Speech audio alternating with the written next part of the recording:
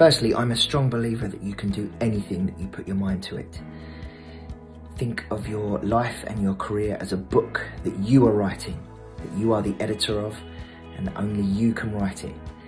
And you have every right to write that book however you feel, and you can do it. Alongside push work, I also do creative writing projects, so one of my all-time favourite books is Stephen King on writing. It's part biography, part writing tips, as it discusses the various things he's come up against in his career, various obstacles, and how he's used that to progress himself and improve his skills. Similar to what you'll be doing, it's all about thinking about the obstacles that you're coming up against and how you can channel that into something positive, and how you can use it to develop your interests, develop your skills, and get into essentially your dream career just like he did. So I just want to talk quickly about a book I've recently read, since getting back into reading at old age, about Brian Wood, an English soldier, and his time in the Middle East, and the subsequent personal and public battles that took place when he returned to the UK. Without support of family and friends and those around him, some professionals, without doubt Brian would be in a different place today.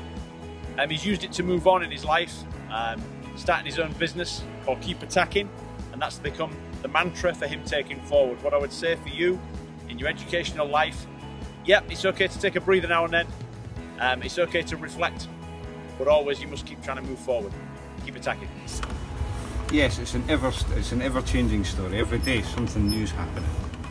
Your actions and your thoughts, it's all a book. It's all one big story. One of my most favourite recent reads is the Stalking Jack the Ripper series by Kerman Ascalco. Now this is a historical fiction set in 1888 at the height of the Jack the Ripper murders in Whitechapel in London.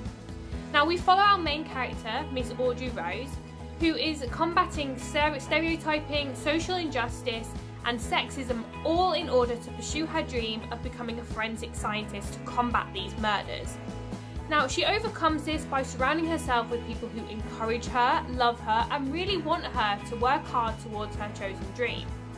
This is something that we can all take away. We choose who we surround ourselves with, so let's make sure it's positive and gives us the energy we need to pursue what we want out of life. They also say that your life is a story. Icelandic phrase, ad Ganga medbok I Maganum, which means everyone gives birth to a book. And my story right now, my chapter is, I got up this morning and obviously went on a run to the top of Salisbury Crags in Edinburgh. But Nelson Mandela had an amazing life story. He spent 27 years in prison fighting for equality in South Africa, fighting for his morals, for ethics, to treat people equally. And he had a thing where he said that you're always aiming for the top of a mountain, and 27 years he was in prison, he was aiming for getting to the top of a mountain. But actually when he got freed, he achieved something, and then he realised there's always a higher mountain to climb. Probably can't see it in the background there because of the weather, but that is a huge, bigger hill than what I'm on now.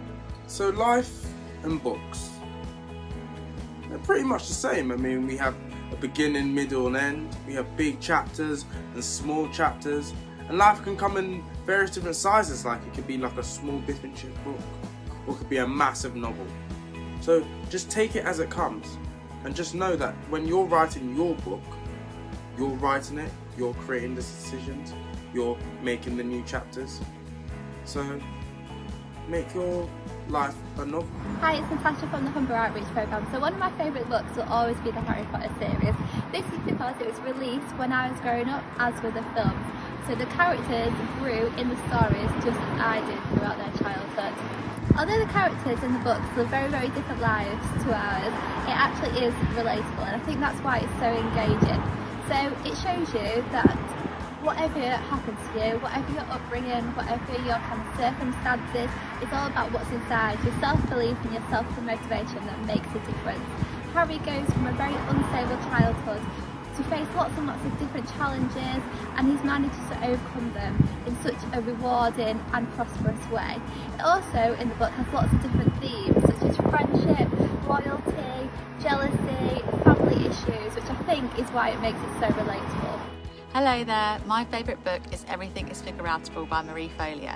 It's about the trials and tribulations she has faced in her personal and professional life. but by having a positive approach that everything is figure-outable, she was able to see the positive side of things. Despite her success as a dance instructor and having worked on the New York Stock Exchange, Marie had a thirst for growing her own business as a life coach. Along the way, she faced setbacks from being taken seriously whilst growing her business to balancing her time. The book teaches you to deal with criticism, bounce back from failure, and strive for progress, not perfection. In the end, she didn't just figure things out, she went on to be named by Oprah Winfrey as a thought leader for the next generation.